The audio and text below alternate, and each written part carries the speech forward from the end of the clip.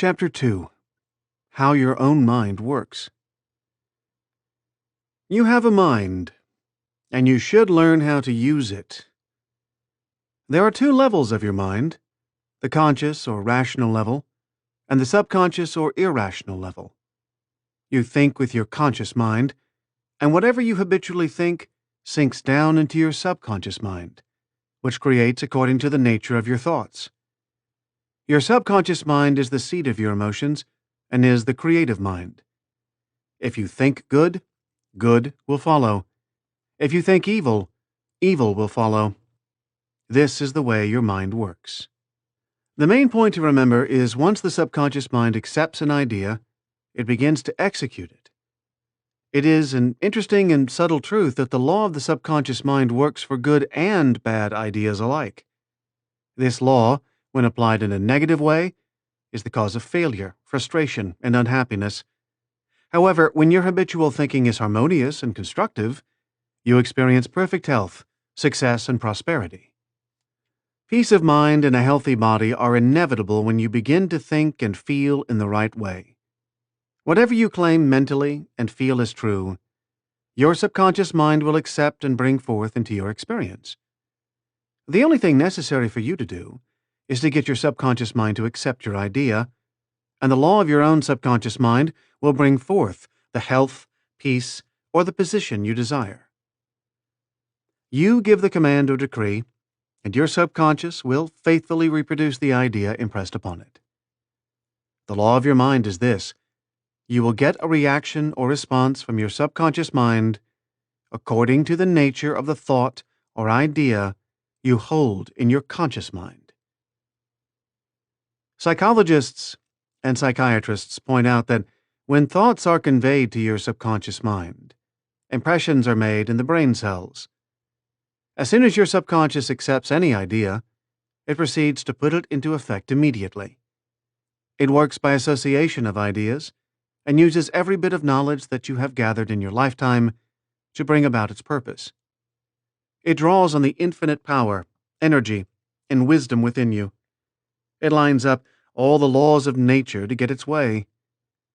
Sometimes it seems to bring about an immediate solution to your difficulties, but at other times it may take days, weeks, or longer.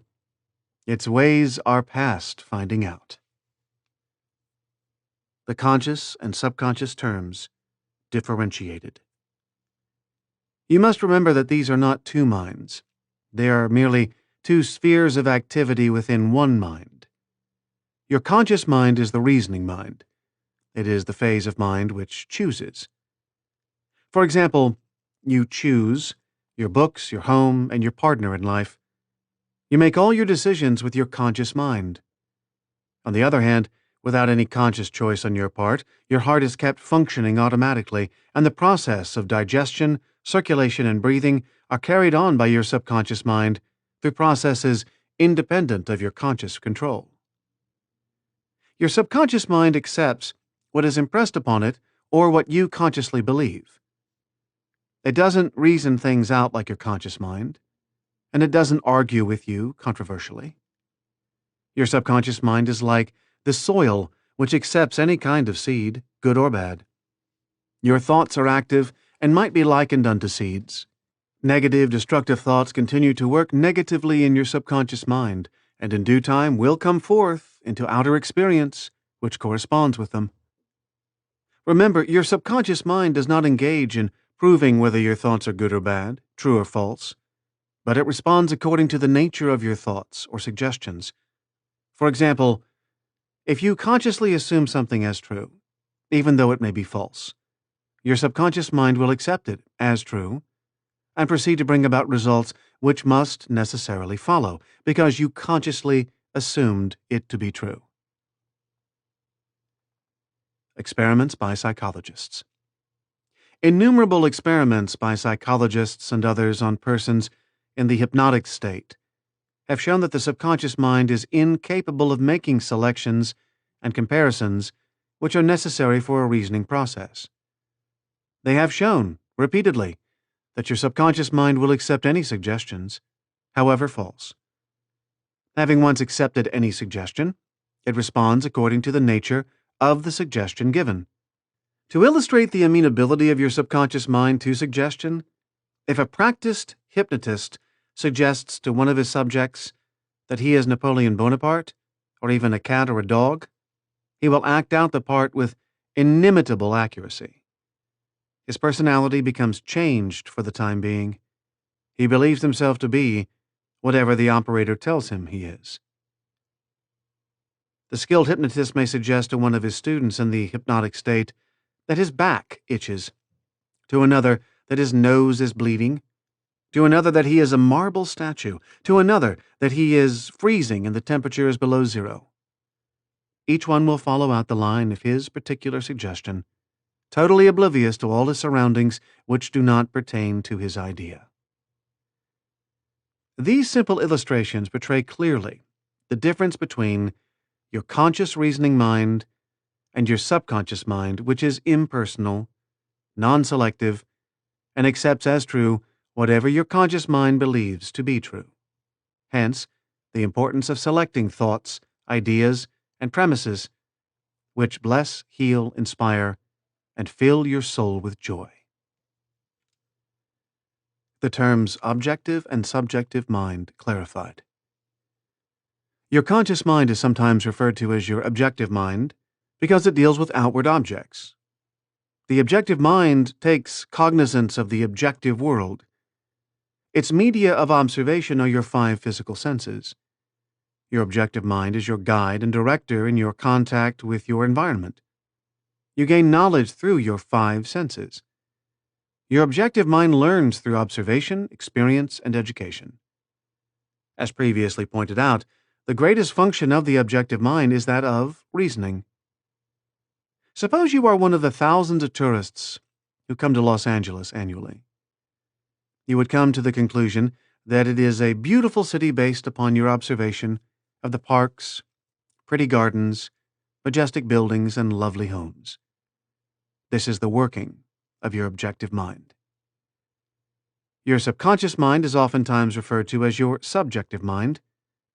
Your subjective mind takes cognizance of its environment by means independent of the 5 senses. Your subjective mind perceives by intuition. It is the seat of your emotion and the storehouse of memory. Your subjective mind performs its highest functions when your objective senses are in abeyance.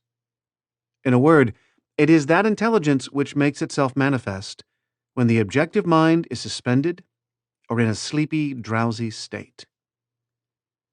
Your subjective mind sees without the use of the natural organs of vision. It has the capacity of clairvoyance and clairaudience. Your subjective mind can leave your body, travel to distant lands, and bring back information oftentimes of the most exact and truthful character. Through your subjective mind, you can read the thoughts of others, read the contents of sealed envelopes and closed safes. Your subjective mind has the ability to apprehend the thoughts of others without the use of the ordinary objective means of communication. It is of the greatest importance that we understand the interaction of the objective and subjective mind in order to learn the true art of prayer. The subconscious cannot reason like your conscious mind. Your subconscious mind cannot argue controversially. Hence, if you give it wrong suggestions, it will accept them as true and will proceed to bring them to pass as conditions, experiences, and events. All things that have happened to you are based on thoughts impressed on your subconscious mind through belief. If you have conveyed erroneous concepts to your subconscious mind, the sure method of overcoming them is by the repetition of constructive, harmonious thoughts, frequently repeated, which your subconscious mind accepts, thus forming new and healthy habits of thought and life, for your subconscious mind is the seat of habit. The habitual thinking of your conscious mind establishes deep grooves in your subconscious mind. This is very favorable for you if your habitual thoughts are harmonious, peaceful, and constructive. If you have indulged in fear, worry, and other obstructive forms of thinking, the remedy is to recognize the omnipotence of your subconscious mind and decree freedom, happiness, and perfect health. Your subconscious mind, being creative and one with your divine source, will proceed to create the freedom and happiness which you have earnestly decreed. The tremendous power of suggestion. You must realize by now that your conscious mind is the watchman at the gate, and its chief function is to protect your subconscious mind from false impressions. You are now aware of one of the basic laws of mind, which is, your subconscious mind is amenable to suggestion. As you know, your subconscious mind does not make comparisons or contrasts. Neither does it reason and think things out for itself. This latter function belongs to your conscious mind. It simply reacts to the impressions given to it by your conscious mind. It does not show a preference for one course of action over another. The following is a classic example of the tremendous power of suggestion. Suppose you approach a timid-looking passenger on board ship and say to him something like this: "You look very ill. How pale you are. I feel certain you are going to be seasick. Let me help you to your cabin." The passenger turns pale. Your suggestion of seasickness associates itself with his own fears and forebodings. He accepts your aid down to the berth, and there, your negative suggestion, which was accepted by him, is realized. Different reactions to the same suggestion. It is true that different people will react in different ways to the same suggestion because of their subconscious conditioning or belief. For example, if you go to a sailor on the ship and say to him sympathetically, "My dear fellow, you're looking very ill. Aren't you feeling sick? You look to me as if you were going to be seasick." According to his temperament, he either laughs at your joke or expresses a mild irritation. Your suggestion fell on deaf ears in this instance because your suggestion of seasickness was associated in his mind with his own immunity from it. Therefore, it called up not fear or worry, but self-confidence. The dictionary says that a suggestion is the act or instance of putting something into someone's mind. The mental process by which the thought or idea suggested is entertained, accepted, or put into effect. You must remember that a suggestion cannot impose something on the subconscious mind against the will of the conscious mind. In other words, your conscious mind has the power to reject the suggestion given. In the case of the sailor, he had no fear of seasickness. He had convinced himself of his immunity, and the negative suggestion had absolutely no power to evoke fear. The suggestion of seasickness to the other passenger called forth his indwelling fear of seasickness. Each of us has his own inner fears, beliefs, opinions, and these inner assumptions rule and govern our lives. A suggestion has no power in and of itself except it is accepted mentally by you. This causes your subconscious powers to flow in a limited and restricted way according to the nature of the suggestion. How he lost his arm. Every 2 or 3 years I give a series of lectures at the London Truth Forum in Caxton Hall. This is a forum I founded a number of years ago. Dr. Evelyn Fleet, the director, told me about an article which appeared in the English newspapers dealing with the power of suggestion. This is the suggestion a man gave to his subconscious mind over a period of about 2 years. He said, "I would give my right arm to see my daughter cured." It appeared that his daughter had a crippling form of arthritis, together with a so-called incurable form of skin disease. Medical treatment had failed to alleviate the condition, and the father had an intense longing for his daughter's healing, and expressed his desire in the words just quoted. Dr. Evelyn Fleet said that the newspaper article pointed out that one day the family was out riding when their car collided with another. The father's right arm was torn off at the shoulder, and immediately the daughter's arthritis and skin condition vanished. You must make certain to give your subconscious only suggestions which heal, bless, alleviate, and inspire you in all your ways. Remember that your subconscious mind cannot take a joke. It takes you at your word.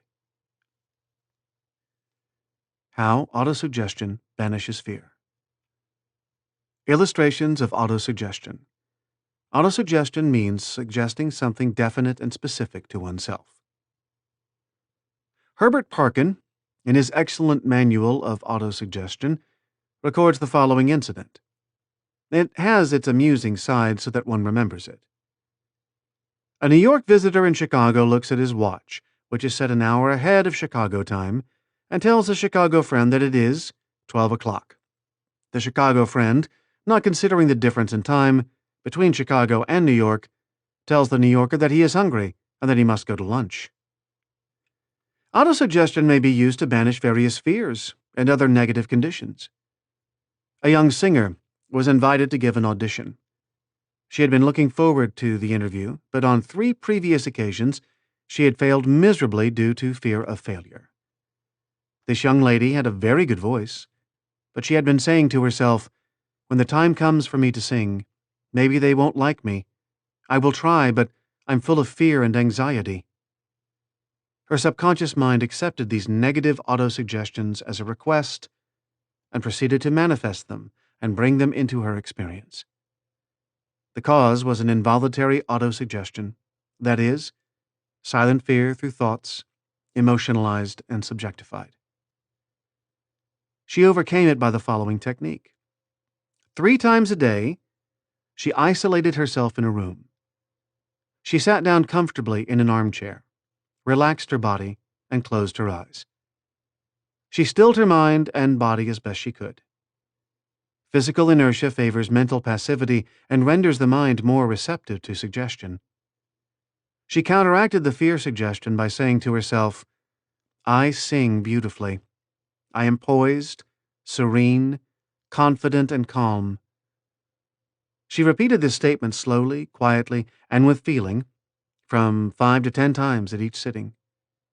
She had 3 such sittings every day, and 1 immediately prior to sleep. At the end of a week, she was completely poised and confident. When the invitation to audition came, she gave a remarkable, wonderful audition. How she restored her memory. A woman, aged 75, was in the habit of saying to herself, "I am losing my memory." She reversed the procedure and practiced induced autosuggestion several times a day as follows, saying, "My memory from today on is improving in every department. I shall always remember whatever I need to know at every moment of time and point of space. The impressions received will be clearer and more definite. I shall retain them automatically and with ease. Whatever I wish to recall will immediately present itself in the correct form in my mind. I am improving rapidly every day, and very soon my memory will be better than it has ever been before." At the end of 3 weeks, her memory was back to normal, and she was delighted. How he overcame a nasty temper. Many men who complained of irritability and bad temper proved to be very susceptible to autosuggestion and obtained marvelous results by using the following statements 3 or 4 times a day, morning, noon, and at night prior to sleep for about a month. They would say, "Henceforth I shall grow more good-humored. Joy, happiness, and cheerfulness are now becoming my normal states of mind. Every day I am becoming more and more lovable and understanding. I am now becoming the center of cheer and goodwill to all those about me, infecting them with good humor. This happy, joyous, and cheerful mood is now becoming my normal, natural state of mind. I am grateful." The constructive and destructive power of suggestion. Here are some illustrations and comments on heterosuggestion. Heterosuggestion means suggestions from another person.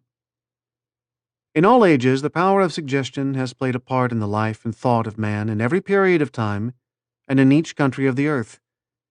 In many parts of the world, it is the controlling power in religion.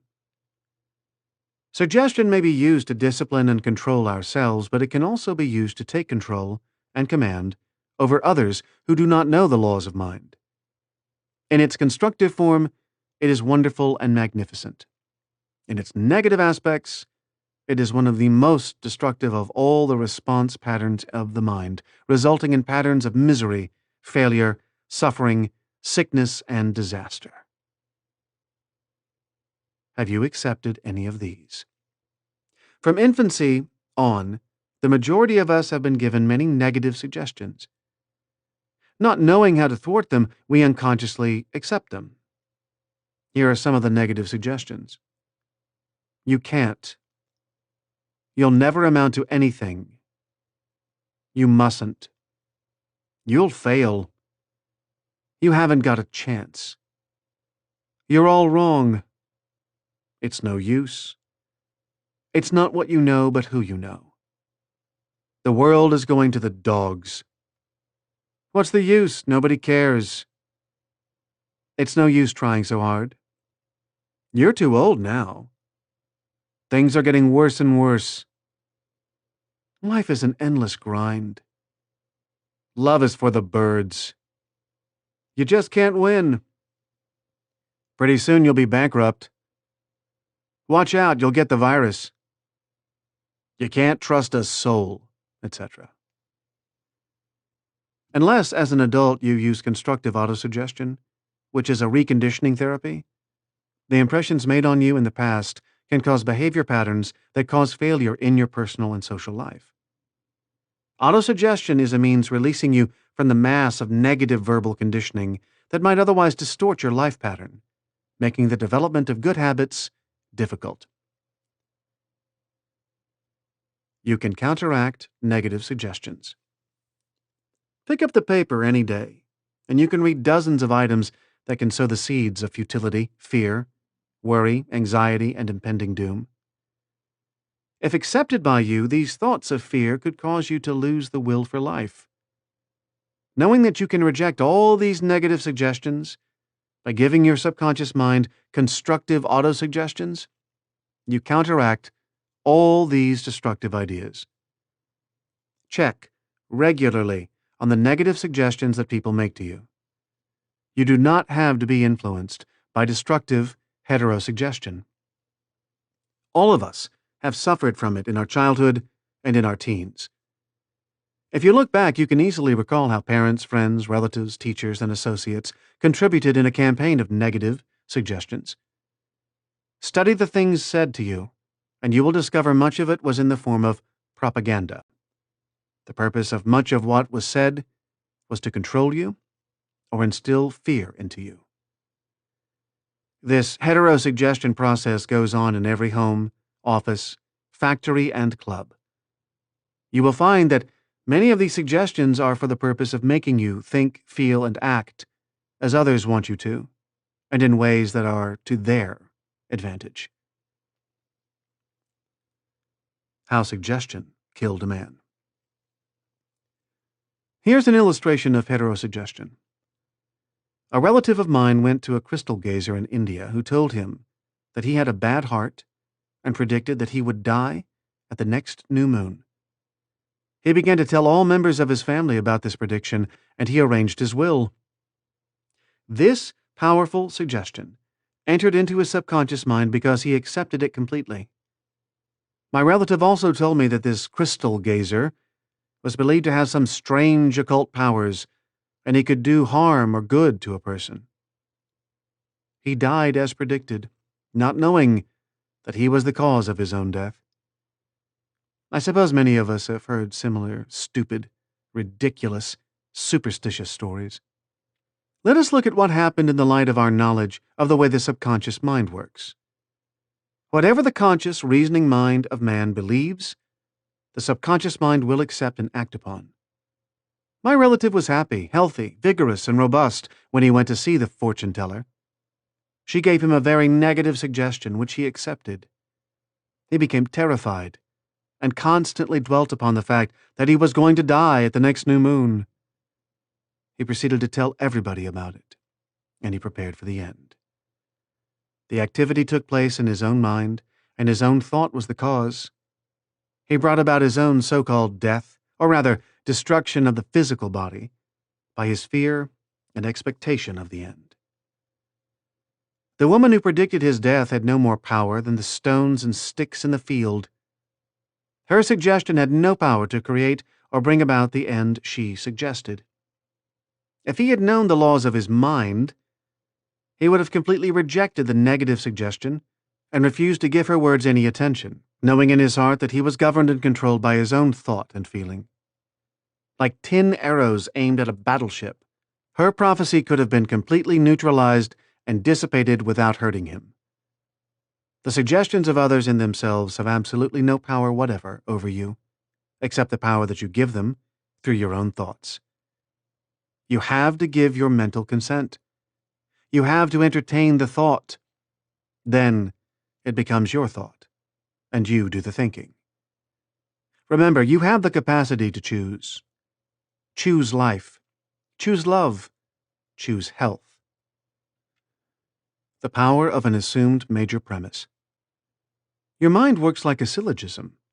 This means that whatever major premise your conscious mind assumes to be true determines the conclusion your subconscious mind comes to in regard to any particular question or problem in your mind.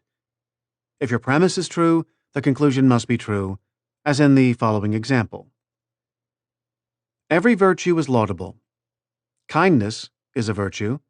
Therefore, kindness is laudable. Another example is as follows. All formed things change and pass away. The pyramids of Egypt are formed things. Therefore, someday, the pyramids will pass away. The first statement is referred to as the major premise, and the right conclusion must necessarily follow the right premise. A college professor who attended some of my Science of Mind lectures in May 1962 at Town Hall, New York, said to me, "Everything in my life is topsy-turvy, and I have lost health, wealth, and friends. Everything I touch turns out wrong." I explained to him that he should establish a major premise in his thinking, that the infinite intelligence of his subconscious mind was guiding, directing, and prospering him spiritually, mentally, and materially. Then, his subconscious mind would automatically direct him wisely in his investments, decisions, and also heal his body and restore his mind to peace and tranquility. This professor formulated an overall picture of the way he wanted his life to be, and this was his major premise. He said, "Infinite intelligence leads and guides me in all my ways. Perfect health is mine, and the law of harmony operates in my mind and body. Beauty, love, peace, and abundance are mine. The principle of right action and divine order govern my entire life. I know my major premise is based on the eternal truths of life, and I know, feel, and believe that my subconscious mind responds according to the nature of my conscious mind thinking." He wrote me as follows. "I repeated the statement slowly, quietly, and lovingly several times a day, knowing that they were sinking deep down into my conscious mind, and that results must follow. I am deeply grateful for the interview you gave me, and I would like to add that all departments of my life are changing for the better. It works." The subconscious does not argue controversially. Your subconscious mind is all-wise and knows the answers to all questions. It does not argue with you or talk back to you. It does not say, "You must not impress me with that." For example, when you say, "I can't do this," "I am too old now," "I can't meet this obligation," "I was born on the wrong side of the tracks," "I don't know the right politician," you are impregnating your subconscious with these negative thoughts, and it responds accordingly. You are actually blocking your own good, thereby bringing lack, limitation, and frustration into your life. When you set up obstacles, impediments, and delays in your conscious mind, you are denying the wisdom and intelligence resident in your subconscious mind. You are actually saying, in effect, that your subconscious mind cannot solve your problem. This leads to mental and emotional congestion, followed by sickness and neurotic tendencies. To realize your desire and overcome your frustration, affirm boldly several times a day, "The infinite intelligence which gave me this desire leads, guides, and reveals to me the perfect plan for the unfolding of my desire. I know the deeper wisdom of my subconscious is now responding, and what I feel and claim within is expressed in the without. There is a balance, equilibrium, and equanimity." If you say, "There is no way out, I am lost, there is no way out of this dilemma, I am stymied and blocked. You will get no answer or response from your subconscious mind. If you want the subconscious to work for you, give it the right request and attain its cooperation. It's always working for you. It's controlling your heartbeat this minute and also your breathing. It heals a cut on your finger, and its tendency is lifeward, forever seeking to take care of you and preserve you. Your subconscious has a mind of its own, but it accepts your patterns of thought and imagery. When you are seeking an answer to a problem, your subconscious will respond, but it expects you to come to a decision and to a true judgment in your conscious mind. You must acknowledge the answer is in your subconscious mind. However, if you say, "I don't think there is any way out. I am all mixed up and confused. Why don't I get an answer?" You are neutralizing your prayer. Like the soldier marking time, you do not get anywhere. Still the wheels of your mind. Relax, let go, and quietly affirm, "My subconscious knows the answer and is responding to me now. I give thanks because I know the infinite intelligence of my subconscious knows all things and is revealing the perfect answer to me now. My real conviction is now setting free the majesty and glory of my subconscious mind. I rejoice that it is so." Review of highlights. 1. Think good and good follows. Think evil and evil follows. You are what you think all day long. 2. Your subconscious mind does not argue with you. It accepts what your conscious mind decrees. If you say, "I can't afford it," it may be true, but do not say it. Select a better thought. Decree, "I'll buy it. I accept it in my mind." 3. You have the power to choose. Choose health and happiness. You can choose to be friendly, or you can choose to be unfriendly. Choose to be cooperative, joyous, friendly, lovable, and the whole world will respond. This is the best way to develop a wonderful personality. 4. Your conscious mind is the watchman at the gate. Its chief function is to protect your subconscious mind from false impressions. Choose to believe that something good can happen and is happening now. Your greatest power is your capacity to choose. Choose happiness and abundance. 5. The suggestions and statements of others have no power to hurt you. The only power is the movement of your own thought. You can choose to reject the thoughts or statements of others and affirm the good. You have the power to choose how you will react. 6. Watch what you say.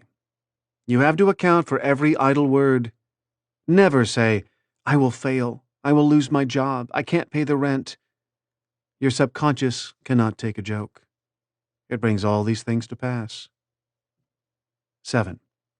Your mind is not evil. No force of nature is evil. It depends on how you use the powers of nature. Use your mind to bless, heal, and inspire all people everywhere. 8. Never say, "I can't." Overcome that fear by substituting the following: I can do all things through the power of my own subconscious mind. 9. Begin to think from the standpoint of the eternal truths and principles of life and not from the standpoint of fear, ignorance, and superstition. Do not let others do your thinking for you. Choose your own thoughts and make your own decisions. 10. You are the captain of your soul, meaning your subconscious mind, and the master of your fate. Remember, you have the capacity to choose. Choose life, choose love, choose health, choose happiness. And finally, 11. Whatever your conscious mind assumes and believes to be true, your subconscious mind will accept and bring to pass. Believe in good fortune, divine guidance, right action, and all the blessings of life.